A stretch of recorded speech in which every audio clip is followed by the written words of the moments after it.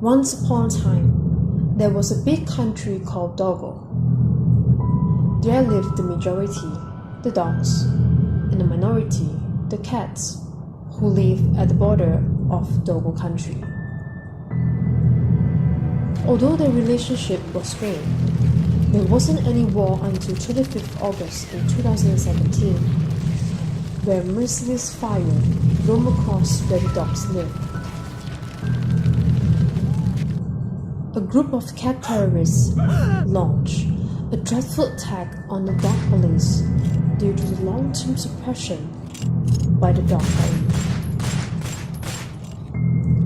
Lethal weapons were used, causing a huge number of casualties.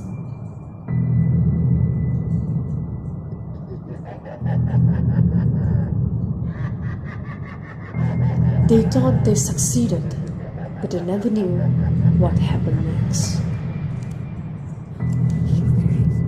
As this tragedy broke out, the news were reported in all TV channels, causing the Prime Minister of Togo country to take notice of this serious incident. A tight discussion was held in a secret room. The dog police and Prime Minister were frustrated as they felt that the cats tried to fight back to release themselves from the dog's monopoly. After the discussion, the angry Prime Minister went back to his private room. Suddenly, an evil plan popped out in his mind. He knew this was the best chance to wipe out the cats. Without any delay, he quickly called to make an order to his subordinate. Knowing his wicked plan would be a success, he laughed evilly as if it was pre-celebration for the coming tragedy. He signed the paper, and this was how the dark days of the poor cats has begun. A troop of dog police marched ferociously towards the cat village without foreseeing warning. Their motive was clear: leave no cats alive. Meanwhile, no cats were aware of what was going on while a little kitten was playing joyfully outdoors. She played near her mother in pink dress, who was doing her daily routine with their neighbors. As the little kitten tossed the yarn ball in the air, the ball fell down and rolled to the front. Wanting to find her toy, she chased against the rolling yarn ball. The ball kept moving until it was stopped abruptly by a mysterious hand. As curiosity hit in, the focus moved to the puzzling hand. To her dismay, it was a bleeding corpse lying on the ground. Before she could yell, a few dog police aimed their guns at the horrified cats as one of them stepped merciless on the dead body. The cat started to run away screaming. Just when the kitten's mother tried to find her daughter, she was already nowhere to be seen. Chaos was everywhere as the cats fled for their lives. Deafening gunfires hectic the cats with great terror. Although some managed to lock themselves in their houses, the cruel dog police never ceased to threaten them to surrender. When they refused, they set their properties on fire.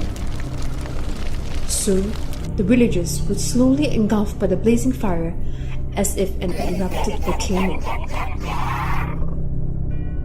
Being commanded by the wicked dog police, a poor cat crawled down reluctantly on the ground and sobbed with fear. He begged the dog police to spare his life.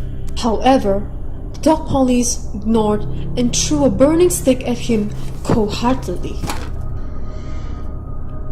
The village was in great damage and the corpse of the cats could be seen everywhere like a token knife. As the house burned in flames in front of the little kitten, she was too shocked to flee away, standing helplessly under the strong heat. After searching for so long, the mother cat finally found her missing child. She quickly rushed to her and picked her up into her arms.